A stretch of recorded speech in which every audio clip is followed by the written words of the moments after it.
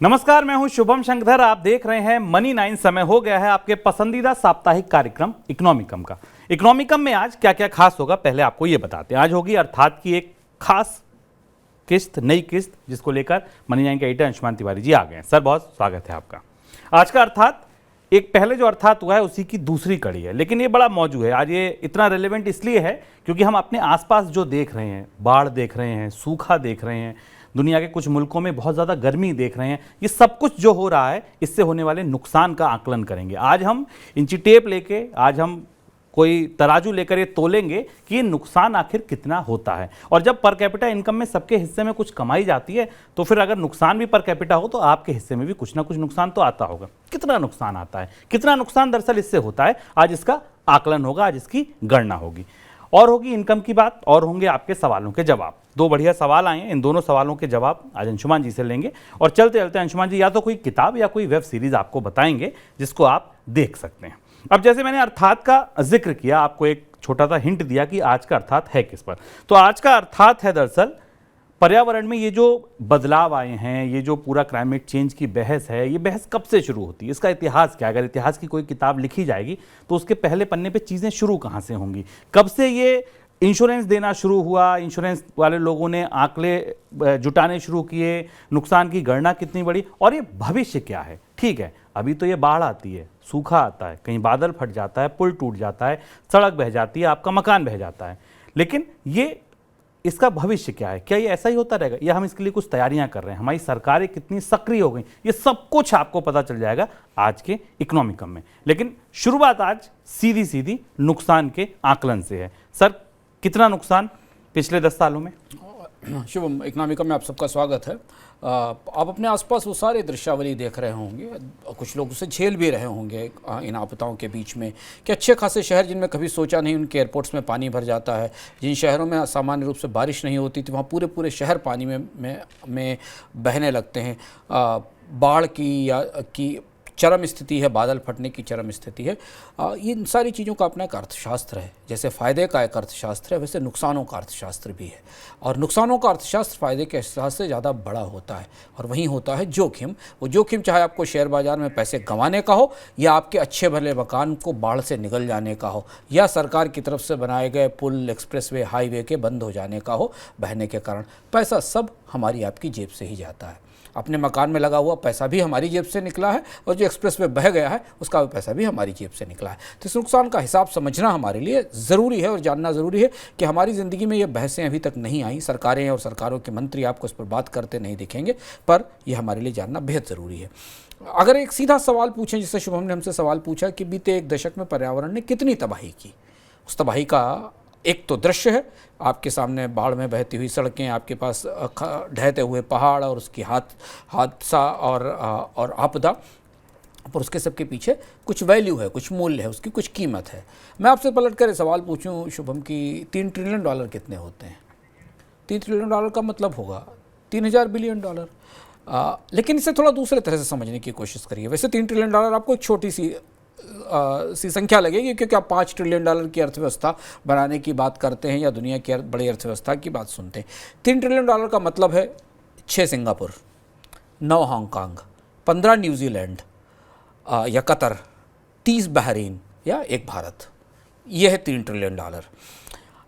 अब इसे दूसरे तरह से समझें तो पिछले एक दशक में नाराज प्रकृति ने, बदलते पर्यावरण ने दुनिया के नक्शे से 6 सिंगापुर या 15 न्यूजीलैंड मिटा दिए या 1 भारत मिटा दिया।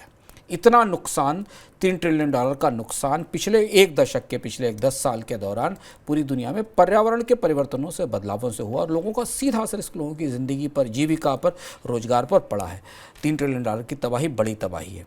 आप कहेंगे कि ये कौन सा हिसाब हुआ, इस तरह से अर्थव्यवस्था में कैसे हिसाब लगाया जा सकता है? लेकिन आप यकीन मानिए, अब यही हिसाब लगाया जा रहा है। यही वो तरक्की का और विनाश का ताज़ा हिसाब है जिसे हर व्यक्ति लगा रहा है। सरकारें भी लगा रही हैं, हालांकि आपको बता नहीं रही हैं।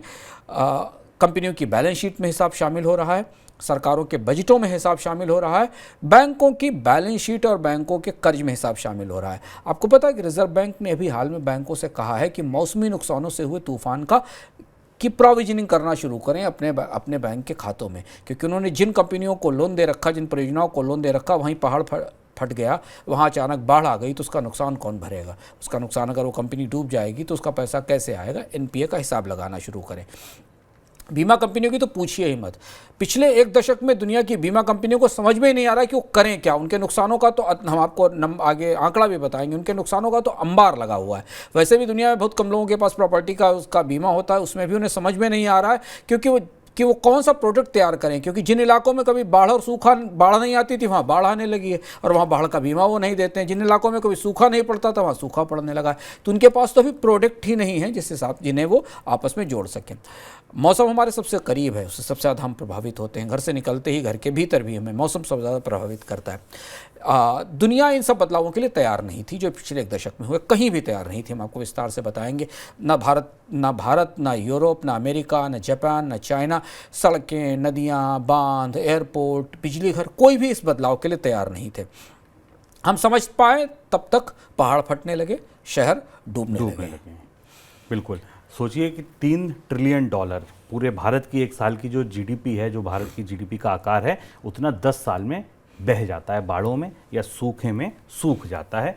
आप सोचिए कितनी बड़ी तबाही है कि एक देश पूरा जितना साल भर में कमाता है, बचाता है, खर्च करता है, वो केवल ये पर्यावरण की नाराज़गी या प्रकृति की जो नाराज़गी है वो तबाह कर देती है। सर, अब बात इतिहास की करते हैं, ठीक है? अगर इतिहास की कोई किताब लिखी गई प्रकृति की नाराजगी पर, इसकी शुरुआत कहाँ से होती? इतिहास से ज़्यादा हमें समझना ज़रूरी है कि दुनिया की आंखें कब खुली कि वो इस नुकसानों को जांचना शुरू करे कि पैसे रुपए में इकोनॉमिक्स क्या है इस लॉस की, क्योंकि वहीं से तो फिनांस आता है। बीमा कंपनियां तो यही करती हैं, आपके पोटेंशियल लॉस का आकलन करके उसके बेस पर आपको बीमा देती हैं कि अगर आपको इतना नुकसान हुआ तो इसका नुकसान तो उसकी भरपाई कैसे होगी, और उसके लिए आपसे एक प्रीमियम ली जाती है।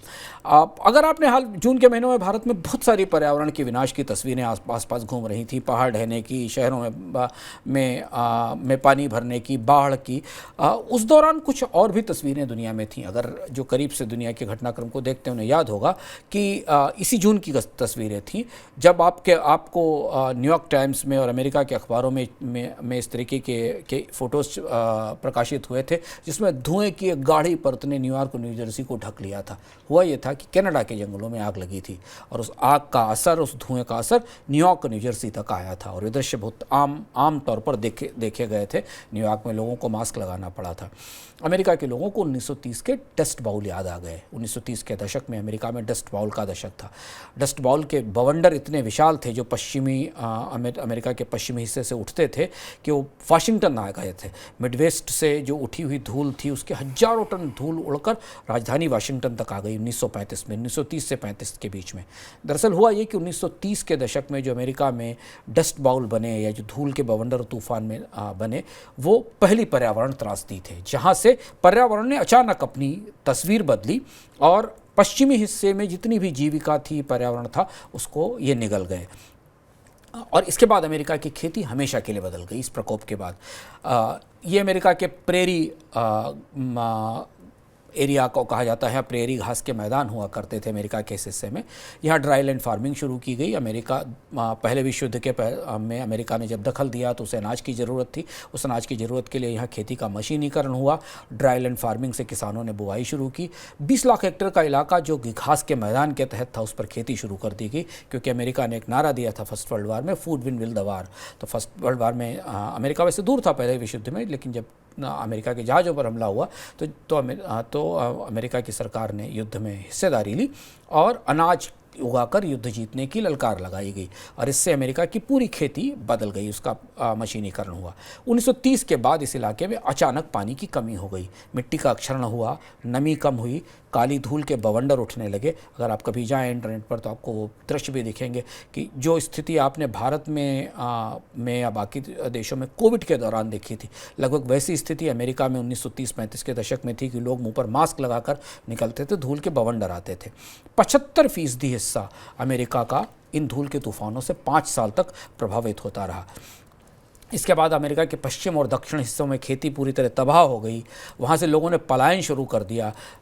जो लोग साहित्य के विद्यार्थी या साहित्य के अध्येता रहे होंगे उनको एक उपन्यास का नाम उन्होंने सुना होगा, जो जॉन स्टेनबेक का प्रसिद्ध उपन्यास था द ग्रेप्स ऑफ रैथ, जो उस दौरान इस पर्यावरण की त्रासदी के बाद जो पलायन हुआ था, जो प्रवास हुआ था, जो हमने कोविड के दौरान जिस तरीके का देखा, उन पीड़ितों की दास्तान थी। ये बात थी। यहाँ से दुनिया को पहली बार प्रकृति के इस चेहरे का एहसास हुआ कि जब प्रकृति नाराज होती है तो पूरे एक देश की खेती को ही बदल देती है। इसके बाद भी बहुत कुछ हुआ अमेरिका में इसके असर को बचने के लिए। इसको भी अगर आप जानना चाहें और मनी 9 के सुपर ऐप पर है तो चले जाइए। हमने किस्सों के सिक्के में इसको विस्तार से बताया है कि डस्ट बॉल के दौर में क्या हुआ था। तो ये जो आपने बात की वो 1930 की तो इसका मतलब ये दूसरे विश्व युद्ध से पहले की बात है। तो हिसाब किताब लगना क्या यहीं से शुरू हुआ था? 1930 में ही शुभम इस बात का हिसाब शुरू हो गया था, क्योंकि अमेरिका में उस समय फ्रेडी रूजवेल्ट की सरकार थी। उन्होंने पर्यावरण की सुरक्षा के लिए नियम बनाने शुरू किए। जंगलों की एक पूरी बाड़ बनाई गई, वो अभी आज भी दिखती है। एक बड़ी दीवार बनाई गई कि जो उत्तर से लेकर उत्तर पश्चिम के हिस्से से पे बनाई जाती थी। लेकिन हुआ ये कि दूसरा विश्व युद्ध हो गया। युद्ध की तबाही काफ़ी बड़ी थी, तो लोग पर्यावरण की प्रकृति के नुकसान भूल गए और 1940-45 के दशक में युद्ध में पूरी दुनिया युद्ध में जाकर फंस गई। लेकिन जब वहाँ से वापस लौटे, जब लोग सीमा से सेनाएं वापस लौटी और सारी कत्ल गारत ख़त्म हुई, तब ये समझ में आया कि भाई ये तो युद्ध तो आदमियों ने दिया था, इससे पहले पर्यावरण का संकट आ चुका है। 2003 तो नुकसानों का हिसाब किताब है, नुकसानों की गणना शुरू हुई 2003 में, जब यूरोप में भयानक गर्मी आई। पहला वो असर था जब लोगों को पता चला कि यूरोप के लोगों को कि ओजोन की लेयर में छेद है और गर्मी तेज़ी से बढ़ रही है 2003 के बाद। इससे पहले 1972 में स्टॉकहोम में यूनाइटेड नेशंस की एक बैठक हुई थी, जिसमें मौसम की चर्चाएँ हुई, चिंता हुई, लेकिन तब तक वो चर्चाएँ बेहद व्यवहारिक स्तर पर नहीं पहुँची थी। उसी दौरान अमेरिका के समुद्रों में तेल का रिसाव हुआ, जिससे कि समुद्री मौसम बदलने की बात हुई। 1985 वो समय था जब ब्रिटिश वैज्ञानिक थे जो फर्मन और ब्रैंड गार्डिनर और जोनाथन शैंकिन, जिन्होंने ओजोन की परत में छेद तलाश लिया और ये कहा कि ओजोन की परत में एक बड़ा छेद है। और वो 2003 में जब गर्मी आई तो उस खोज को लोगों ने स्वीकार कर लिया कि ऐसा हुआ था। लेकिन जब तक ये सब कुछ होता, दुनिया की सरकारें देर तक सोती हैं, ऊँगती और जागती, तब तक एकदम तबाही शुरू हो गई। इतनी तेज तबाही दुनिया में किसी और समय में पर्यावरण में नहीं आई। 1970-80 के बाद, 1980-85 के बाद एकदम दुनिया का मौसम और पर्यावरण बदलना शुरू हुआ। दुनिया को बहुत देर में समझ में आया कि हो क्या रहा है। 21वीं सदी में पहला संकट था कैटरीना का तूफान, जहाँ से उसके आर्थिक नुकसानों की गणना शुरू हुई। यह तय किया गया कि अब यह पर्यावरण का संकट इंफ्रास्ट्रक्चर ख़त्म कर रहा है, लोगों की जीविका खा रहा है, इसको समझना ज़रूरी है कि इसके नुकसान क्या होते हैं। कैटरीना आपको याद होगा 2005 में मैक्सिको के तटीय खाड़ी में आया था। $125 बिलियन का लॉस इस कैटरीना के तूफान से हुआ था, जो तब तक का सबसे बड़ा पर्यावरण हादसा था जिसका हिसाब दुनिया लगा पाई थी। खाड़ी का तापमान बढ़ा था, जिससे चक्रवात बनना शुरू हुए। और आप ध्यान देंगे कि कैटरीना के बाद आप बिपराजय तक दुनिया में चक्रवातों की से लाइन लग गई। और कैटरीना से पहले तक के इतिहास में इतने चक्रवात नहीं दिखते, पर कैटरीना के बाद जो दुनिया का मौसम और पर्यावरण बदलना शुरू हुआ, आपको अब भारत के आसपास पिछले 3 महीने 4 महीने में अलग अलग चक्रवाती गतिविधियां दिखाई दी। उसमें विपराजय सबसे आपके सामने था। इसके बाद दुनिया के बैंकरों को, जिनका सबसे ज़्यादा पैसा लगा होता है, डूबने का खतरा दिखाई देने लगा। उन्होंने ये आवाज़ उठाई कि भाई इस नुकसान का कुछ हिसाब किताब तो करो, इसका आकलन तो करो कि कितने का पुल को लोन दिया, वो पुल बह गया, किसी का मकान बना वो मकान बह गया, उसका इकोनॉमिक लॉस क्या है। अब सीधे आर्थिक नुकसानों का हिसाब लगना शुरू हो गया था। तो सर अभी तो अगर आप देखें पूरी दुनिया के हिसाब से देखें तो कहीं सूखा, कहीं बाढ़, कहीं चक्रवात, ये तो लगातार हर साल ही आते हैं। हर साल कितना नुकसान हो जाता है? हाँ, और अब जब जान माल पे बनाई तब नुकसान की बात शुरू हो रही है। अब चर्चा इस बात अब जाकर अभी भी, मतलब हम पर्यावरण अभी भी हमारी शायद पता नहीं कॉफ़ी की चर्चाओं का हिस्सा है, लेकिन अब तो वो जान माल पे बनाई है। पहाड़ के लोगों से जाकर पूछिए, हिमाचल के लोगों से इस समय जाकर पूछिए, या गुजरात के उन हिस्सों में जिनमें बाढ़, राजस्थान के उन हिस्सों में जाकर पूछिए जिनके पास कोई बीमा नहीं और उनकी परिस्थिति क्या है। अब ये है कि जो ताज़ा आंकड़ा है उसमें भी हम आपको अगर आंकड़ा बताएं, उससे बेहतर आप ऐसे समझें कि मौसमी आपदाएं हर साल नेपाल जैसी 5 अर्थव्यवस्थाएं खत्म कर देती है। नेपाल एक देश है पूरा, उसकी अर्थव्यवस्था के आकार वाली 5 अर्थव्यवस्थाएं मौसमी आपदाएं हर साल ख़त्म कर रही हैं। यानी करीब करीब $100 अरब का नुकसान हर साल हो रहा है दुनिया में केवल पर्यावरण की आपदा से। और ये आंकड़ा उस नुकसान का, ध्यान रखिएगा, ये नुकसान पूरा कंपनसेशन में नहीं है, ये आंकड़ा उस नुकसान का है जिसकी भरपाई 2021 में बीमा कंपनियों ने की है। ये केवल वही उतना नुकसान नहीं, नुकसान तो इससे ज़्यादा बड़ा है। $100 अरब तो वो हिसाब है जो हिसाब आपको हमें बीमा कंपनियां देती हैं कि साल भर में उन्होंने प्राकृतिक आपदाओं से हुए नुकसान पर इतना कंपनसेशन पे किया है। 2022 में एक साल बाद 2021 में $100 अरब था, 2022 में ये 200 में करीब 3 गुना हो गया। 2021 में आप ध्यान दीजिए, ये इस स्क्रीन पर ये चित्र देखिए, 2021 में बीमा कंपनियों ने कितना नुकसान उठाया है। हार्वी हरिकेन से $102 बिलियन का, मारिया हरिकेन से $90 बिलियन का, कैलिफोर्निया के जंगलों में फायर थी $16 बिलियन, ऑस्ट्रेलिया की बुश फायर $10 बिलियन, उरी का जो विंटर स्टॉर्म था उससे $20 बिलियन, इडा हरिकेन से $44 बिलियन। ये नुकसान वो हैं जो नुकसान दिए गए। गैलगर री की एक रिपोर्ट थी जो 2022 में करीब $360 बिलियन का टोटल नुकसान चुकाया गया है कंपनियों की तरफ से। यानी अगर आप देशों के हिसाब से देखें तो 10 बहरीन खत्म, 10 बहरीन के बराबर की अर्थव्यवस्थाएं पर्यावरण के नुकसानों के हर जाने की भरपाई में चली गई। लेकिन ये ध्यान रखना ज़रूरी है कि इनमें से नुकसानों में केवल 40% ऐसे थे जो बीमा के दायरे में आते थे। यानी अगर आप पूरा नुकसान माने और इसको दोगुना कर लें तो इसका दोगुना नुकसान हुआ था, केवल कंपनसेशन तो $300-350 बिलियन का मिला। तो नुकसान असल में 20 बहरीन के बराबर अर्थव्यवस्थाओं का था जो दिखाई देता है। SBI रिसर्च ने अभी हाल में जब भारत में एल नीनो के बाद जो बारिश हुई, बाढ़ आई और कई सारे देश के हिस्सों में सामान्य से बहुत ज़्यादा बारिश हुई, पहाड़ फटे, बादल फटना शुरू हुआ, तब ये SBI रिसर्च का एक आंकड़ा आया हमारे सामने। उसने बताया कि 10 से 15 हज़ार करोड़ रुपए का नुकसान भारत को अभी ताज़ा इसी बाढ़ से, जो जुलाई से शुरू होती है, जो जून के अंत से शुरू होती, उससे हुआ है। और इसमें में अधिकांश नुकसान का कोई बीमा नहीं था। यानी जिसका मकान गया, जिसकी दुकान गई, जिसका सामान गया इस बाढ़ में नुकसान में, उसकी कोई वापसी नहीं है। बिल्कुल। तो सर अगर अब इस आकलन हो गया हर साल कितना, 10 साल में कितना, खतरे में सबसे ज़्यादा कौन है, किसे सबसे ज़्यादा खतरा है? सबसे ज़्यादा खतरा अब ये यहाँ से हम उस पैमाइश को समझना ज़रूरी है। हम बार बार इसलिए आपको कह रहे हैं कि सारा खर्च हमारे ही पास आएगा, हमारे ऊपर ही आएगा, इस पर टैक्स बढ़ेगा, चीज़ें नुकसान में जाएंगी।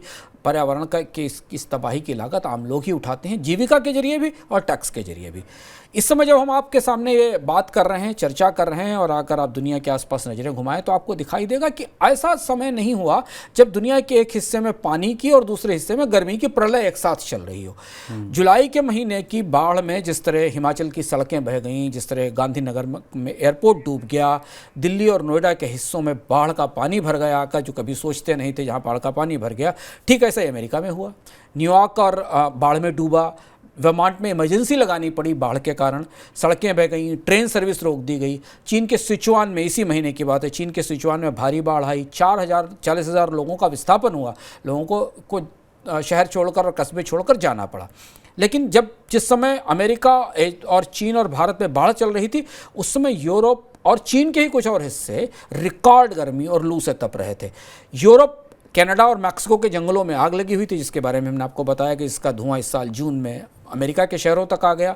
खेती की तबाही है, पानी की कमी है, जंगल के धुएं से उड़ानें बंद हो रही हैं, जंगल के धुएं से एविएशन सिस्टम्स प्रभावित हो रहे हैं। इतनी गर्मी है कि बिजली के ग्रिड बैठने लगे हैं, बंद होने लगे हैं। नेचर पत्रिका ने अपनी ताज़ी रिपोर्ट में कहा, जिसको हम पढ़ रहे थे, कि पिछले साल की गर्मी में यूरोप में 61,000 लोग मारे गए गर्मी से, जिसमें ज़्यादातर महिलाएं थीं। और ये लॉस जो है वो लोगों की लाइफ का है, लाइफ का लॉस है, इसका है।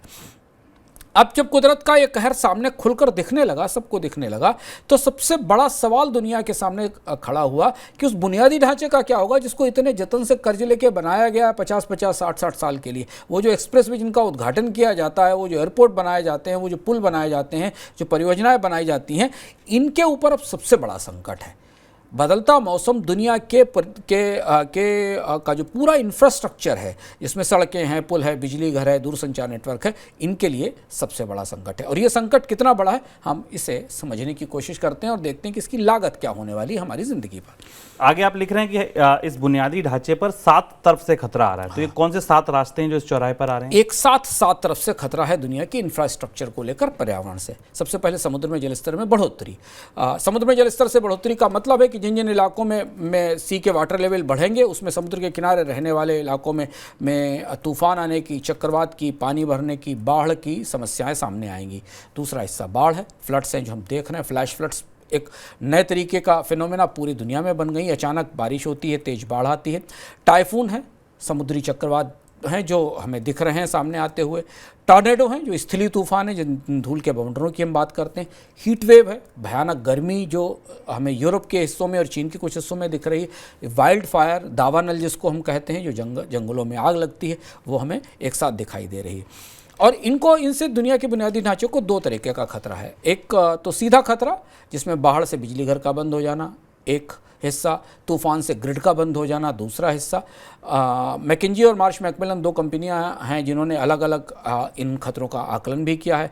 उन्होंने आकलन किया और उन्होंने पाया है कि जो कुदरती खतरे हैं इंफ्रास्ट्रक्चर पर, उसमें 4 बड़े हिस्से हैं जिन पर अचानक ये कहर फट पड़ा है, जिन पर तूफान, चक्रवात, बाढ़ और बाकी घटनाक्रम का सीधा असर होगा।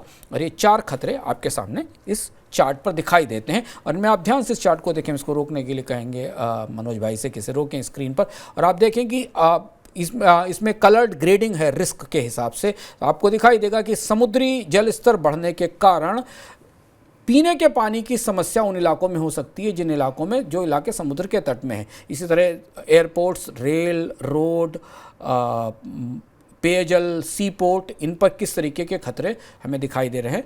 ये जो प्रमुख 5-6 प्राकृतिक आपदाएं जो हमारे सर पर सामने खड़ी हुई हैं। इनमें 4 बड़ी चीज़ें हैं। देखिए, बिजली ग्रिड, परिवहन, पेयजल आपूर्ति और दूरसंचार। ये 4 खतरे हैं जो मैकेंजी और मार्श एंड मैकमिलन की जो रिपोर्ट है वो बताती है। सर, सबसे पहले बिजली ग्रिड की बात करते हैं। यहाँ किस तरीके के खतरे और क्यों हैं? सबसे ज़्यादा चुनौती बिजली की ग्रिड को लेकर है। ये भी जब यूरोप में गर्मी पड़ी तो बिजली ग्रिड प्रभावित हुई।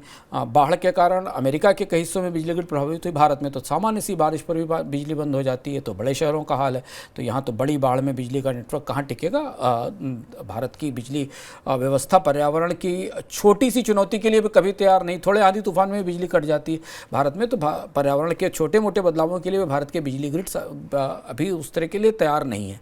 सबसे ज़्यादा खतरा उन इलाकों में है समुद्र के जलस्तर बढ़ने के कारण जो तटीय इलाकों के बिजली घर हैं, वहाँ बिजली घरों में पानी भरने का खतरा है। और दूसरा ये कि वहाँ अगर पोर्ट बंद होंगे तो कोयले के इंपोर्ट के प्रभावित होने का रिस्क आएगा।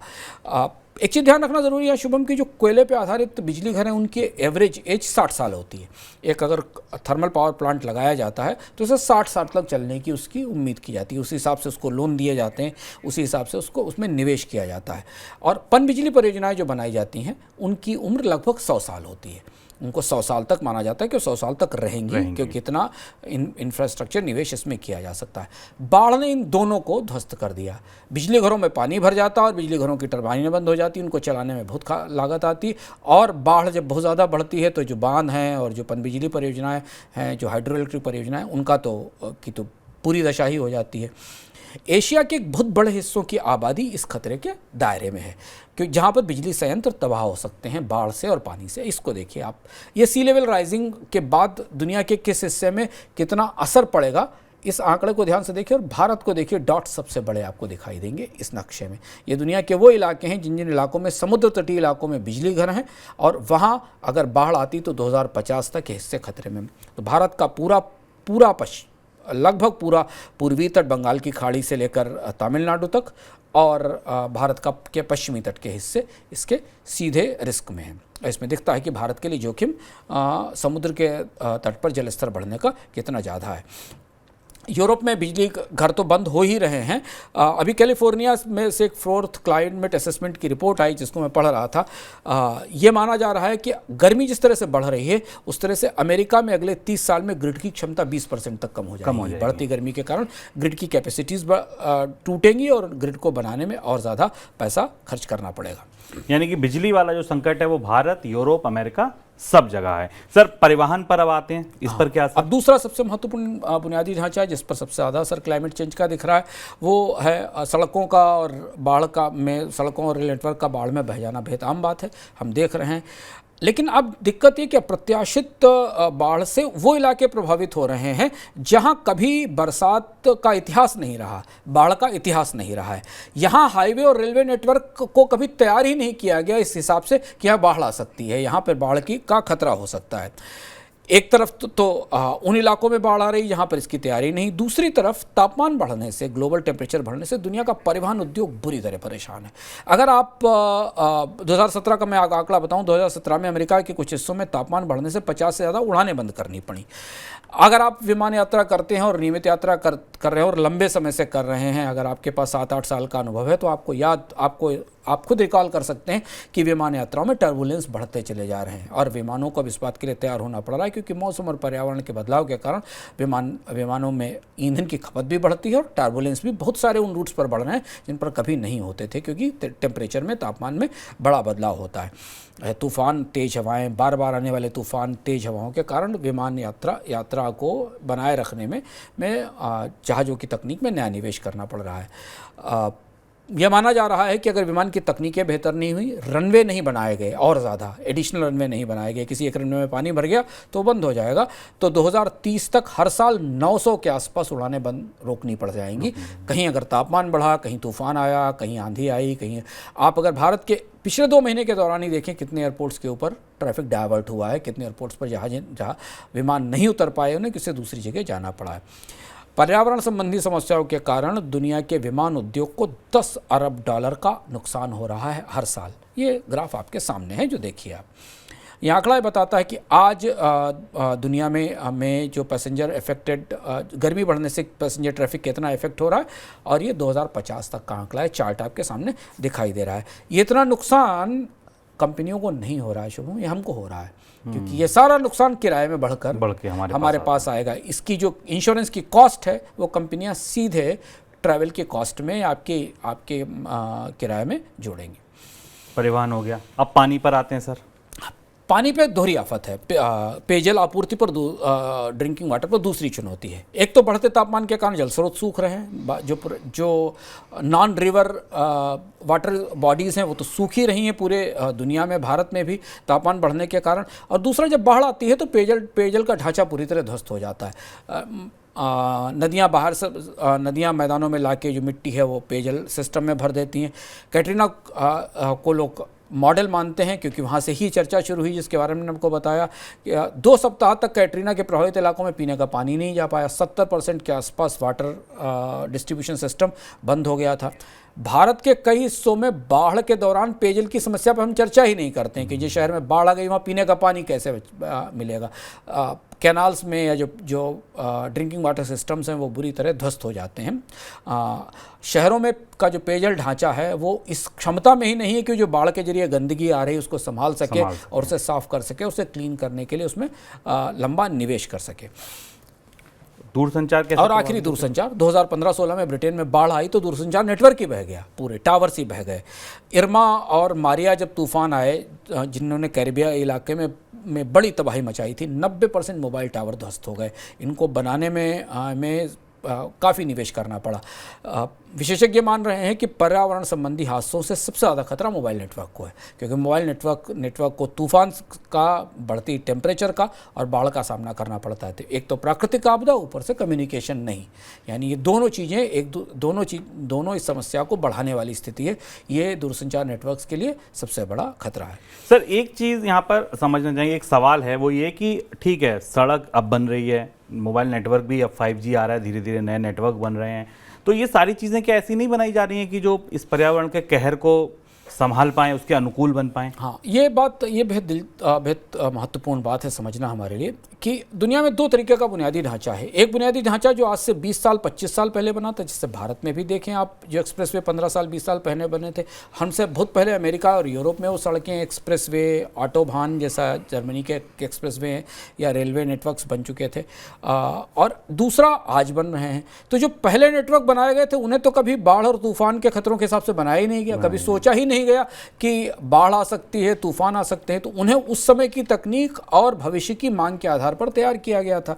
तो उनके लिए तो बड़ा असंभव सी चीज़ है, और वो बुनियादी ढांचा रिनोवेशन मांग रहा है, उसे नए निवेश की ज़रूरत है, उसे बेहतर करने की ज़रूरत है। बेहतर करने के बजाय वो बाढ़ और तूफान के असर से, बादल फटने के कारण या टॉर्नेडोज़ के कारण वो पूरा दूरसंचार का और बुनियादी ढांचा बुरी तरह ध्वस्त हो रहा है। लेकिन आज भी जब कोई नेटवर्क, कोई नया बुनियादी ढांचा बनाया जाता है तो कहीं भी उसमें भविष्य में मौसम के असर के आकलन को शामिल नहीं किया जा सकता। पहाड़ों में अगर आप देख लीजिए तो बनाते समय कितनी बाढ़ आएगी, उसका क्या असर होगा, पर्यावरण कैसे बदलेगा, इसका आकलन उसको बनाने की प्रक्रिया में शामिल नहीं। जैसे शहरों का ड्रेनेज देख लीजिए, हर शहर भारत में आधे घंटे की बरसात में तालाब में बदल जाता है, क्योंकि शहरों का ड्रेनेज सिस्टम बनाते समय कभी सोचा ही नहीं गया कि हाँ 1 घंटे में इतनी ज़्यादा बारिश होगी तो शहरों का ड्रेनेज सिस्टम काम कैसे करेगा। तो आपको भारत के हर शहर में पानी भरा हुआ दिखता है बरसात में।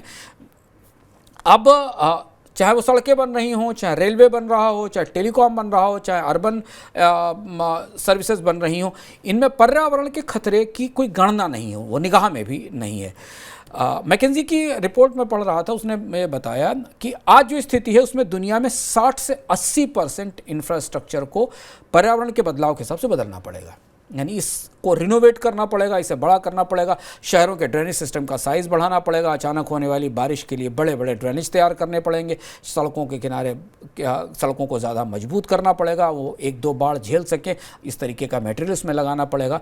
2050 तक शुभम इसकी लागत करीब 150 से 450 बिलियन डॉलर पर ईयर होगी, अगर ये इंफ्रास्ट्रक्चर को हमें पर्यावरण के हिसाब से तैयार करना है। जो आने वाले बदलाव हैं जो दिख रहे हैं हमारे सामने हो रहे हैं, हिमाचल में जो पूरा एक्सप्रेस वे बह गया, दोबारा बनाने की उसकी लागत में ये भी शामिल होगा कि अगली बाढ़ में वो बचाया जा सके, किस क्षमता तक की बाढ़ वो झेल सकता है। इसके अलावा दूसरी जो सबसे बड़ी ज़रूरत फिनेंशियल सिस्टम में है कि बीमा कंपनियों को हर्जाने के लिए ह्यूज फंड की ज़रूरत है, क्योंकि हर्जाने बढ़ते जाएंगे, जैसे जैसे संकट बढ़ेंगे लोग बीमा कराने के प्रति जागरूक होंगे, आगे बढ़ेंगे। जिसका मकान एक बार बह गया किसी बाढ़ में, वो दूसरा बनवाने के बाद तत्काल बीमा कराएगा। तो बीमा कंपनियों को अपने पास फंड्स का अरेंजमेंट करना होगा, क्योंकि क्राइसिस तो आने वाले समय में बढ़ती जाने वाली है, पर्यावरण की आपदाओं में कमी तो बानी नहीं, तो बढ़ोतरी की भी तो शुरुआत हुई है। और जो पुराना बुनियादी ढांचा है उसके मेंटेनेंस पे बहुत ज़्यादा पैसा खर्च करना पड़ेगा। तो 3 तरह की आर्थिक चुनौती, एक इनको नए सिरे से तैयार करने के लिए पैसा चाहिए, दूसरा बीमा कंपनियों को फंड चाहिए, और तीसरा जो मौजूदा ढांचा है उसका मेंटेनेंस है, उस पर निवेश की ज़रूरत होगी। बड़ा खर्चा बनाने पे तो होगा, उसके उसे बचाए रखने पे, नई आपदा आए उससे निपटने के लिए जो है उस पर भी खर्चा उतना करना होगा। सर अब थोड़ी देर को, अब हम अंतिम पड़ाव में हैं इकोनॉमिकम के, थोड़ी देर को देश की बात करते हैं, दुनिया बिल्कुल छोड़ दीजिए। हम कहाँ हैं, हम कितने तैयार हैं, हमारी सरकारें कितनी तैयार हैं? आप ताज़ा तूफ़ानी बरसात, सूखा, बाढ़ देखिए, और फिर भारत के नेताओं की प्रतिक्रियाएं देखिए। उनने कौन सी नीतिगत तैयारी, कौन सी चर्चा, कौन सी चेतावनी, कौन सा आकलन हमारे सामने आया नहीं है, क्योंकि आपको खुद समझ में आ जाएगा कि कहाँ कौन कितना फ़िक्रमंद है और किसको इस सब की फ़िक्र है। लेकिन एक चीज़ ध्यान रखना ज़रूरी है, प्रकृति है, कुदरत अपने तरीके से ही काम करती है, उसके वही 5 तमाचे हैं जिससे वो लोगों को बनाती है, और उन्हीं 5 तमाचों से वो मारकर व्यवस्था ख़त्म भी करती है। तो लेकिन ये फैक्ट सरकार को पता है, सरकार के रिपोर्ट्स में है कि 1990 के बाद जो प्राकृतिक आपदाएं बढ़ी, जिसका जिक्र हमने आपको बताया कि 1987 से ये गतिविधि शुरू होती है, और ओजोन लेयर में होल के बाद से ये गणना होती। 1990 के बाद से प्राकृतिक आपदा से प्रभावित देशों की जो ग्लोबल लिस्ट है शुभम, उसमें भारत 3रे नंबर पर है। सबसे बुरी हालत, हमने आपको मैप भी दिखाया, समुद्री जल स्तर बढ़ने से प्रभावित होने वाले इलाकों को देखें। दुनिया में सबसे ज़्यादा प्राकृतिक आपदाएं जिन देशों को प्रभावित कर रही हैं उसमें भारत 3रे नंबर पे है। तो अब दुनिया की सबसे बड़ी अर्थव्यवस्था भी है, पर दुनिया में सबसे ज़्यादा खतरे वाली अर्थव्यवस्था भी। भारत की अर्थव्यवस्था पर पर्यावरण का खतरा सबसे बड़ा है। 2001 से 2022 के बीच में आंकड़ा सुनिए, भारत ने भूस्खलन, तूफान, भूकंप, बाढ़ और सूखे के 361 इवेंट्स फेस किए हैं। 361 इवेंट्स फेस किए हैं, यानी लगभग 36 आपदाएं हर साल आई, यानी औसत हर तीन आपदाएं हर एक महीने में, यानी हर एक महीने में भारत में एक न एक 3 आपदाएं ज़रूर आई हैं। इतना ह्यूज बर्डन है और इतना इस तरीके का जोखिम है, ये जोखिम इंडेक्स है भारत का। 1990 से 2000 के बीच फ़र्क देखिए, 1990 से 2000 के बीच इनकी संख्या केवल 100 थी, यानी 401 आपदाएं आई थी, 4 प्रतिवर्ष आई थी, यानी सिर्फ 10 साल के भीतर 361 हो गई ये 10 साल में, और 36 आपदाएं 4 से साल से 36 पे की, मतलब जितनी 100 साल में आई थी उतनी अब 10 साल में आ गई। अब ये भी पता होना चाहिए, हमको पता है कि दुनिया में जो अलग अलग तरीके के नुकसान होते हैं उनके लिए बीमा बनाया गया है, चाहे वो लाइफ इंश्योरेंस हो या वो हेल्थ का इंश्योरेंस हो या प्रॉपर्टी या डैमेज का इंश्योरेंस हो। SBI रिसर्च का भी ताज़ा आंकड़ा आया जो बताता है कि भारत में 2022 में $275 बिलियन का लॉस हुआ नेचुरल कैलामिटी से, नेचुरल आपदाओं से। इनमें केवल 125 बिलियन के पास बीमा का कवरेज था, वो भी बड़ी कंपनियों के पास था, बाकी आम लोगों के पास नहीं था। यानी प्रोटेक्शन गैप 54% का है। प्रोटेक्शन गैप बीमा में एक शब्द है जिसके आधार पर ये पता चलता है कि जितने का सामान है उस पर प्रोटेक्शन कितना अवेलेबल है, जितनी की संपत्ति है उसका प्रोटेक्शन कितना अवेलेबल है। भारत में ये गैप 92% है। जो आंकड़ा पूरी दुनिया में जो नुकसान हुआ उसमें $275 बिलियन में से $125 बिलियन बीमा कवरेज के तहत आता था। 50% के पास बीमा नहीं था। भारत में जितना नुकसान हुआ उसमें केवल 8% के पास बीमा कवरेज था, 92 के पास कोई नहीं था। तो 92% का प्रोटेक्शन गैप भारत में है और 54% का प्रोटेक्शन गैप ग्लोबल लेवल के ऊपर है। अब आप समझ सकते हैं कि नुकसान किसको हुआ है और स्थिति हम कहाँ खड़े हुए हैं। अब जो बाढ़ की तस्वीरें आप देख रहे हैं आप दुआ करिए, प्रार्थना करिए कि आपदाएं बार बार ना आएँ, लेकिन इसके साथ अपने सरकारों से पूछिए भी जो आपसे इतना टैक्स लेती हैं वो कुदरत के कहर से बचाने के लिए हमारे लिए कर क्या रही हैं, हमारे आसपास ऐसा क्या कर रही जिससे हम कुदरत के इस कहर से बच सकें। चलिए अब आगे बढ़ते हैं। अब आपकी बारी आ गई आपके सवाल जवाब की। विष्णु जी का सवाल है, सरकार ने दावा किया है कि 2030 तक भारत नॉन फॉसिल फ्यूल से 50% ऊर्जा उत्पादन हासिल कर लेगा। इसका उपभोक्ता, पर्यावरण और सरकारों के राजस्व पर क्या प्रभाव पड़ेगा? अभी तो बहुत मुश्किल है, आंकड़ा ही लक्ष्य नहीं दिखाई देता। अभी हम आपको लगातार बता रहे हैं कि भारत की निर्भरता तो फॉसिल फ्यूल पे बढ़ती चली गई। इस बार हम कोयले के रिकॉर्ड इंपोर्टर हो गए। 2021 में हमने तय किया था कि कोयले का इंपोर्ट घटाएंगे। हमने तय किया था कि दूसरा जो फॉसिल फ्यूल है क्रूड ऑयल, उसका इंपोर्ट घटाएंगे। तो अभी तो ये लक्ष्य केवल किताबी या चर्चा या भाषणों में अच्छा लगता है, पर नॉन फॉसिल फ्यूल ऊर्जा की क्षमताएं बढ़ाने के लिए तात्कालिक तौर पर बहुत बड़ा निवेश रिन्यूएबल एनर्जी में करना होगा। उसके लिए तकनीक की चुनौती है, उसके लिए इक्विपमेंट्स की चुनौती है, इंपोर्ट्स की चुनौती है क्योंकि अगर आप फॉसिल फ्यूल से बाहर निकलते हैं तो 3 ही 4 बड़े हिस्से दिखते हैं जहां से आप ऊर्जा ला सकते हैं। एक तो न्यूक्लियर एनर्जी हो सकती है, दूसरी गैस बेस्ड एनर्जी हो सकती है, तीसरा जो जल से या सूर्य से मिलने वाली ऊर्जा हो सकती है। पर ये सारी ऊर्जाएं मिलाकर भी अभी फ़िलहाल भारत की मौजूदा परिदृश्य में इंडिया की बिजली डिमांड का 10% हिस्सा भी पूरा नहीं कर पाती। अगला सवाल आदित्य जी का है, कह रहे हैं कि CCI की कार्यवाही के बाद भी क्या भारत में गूगल का अधिकार कायम रहेगा?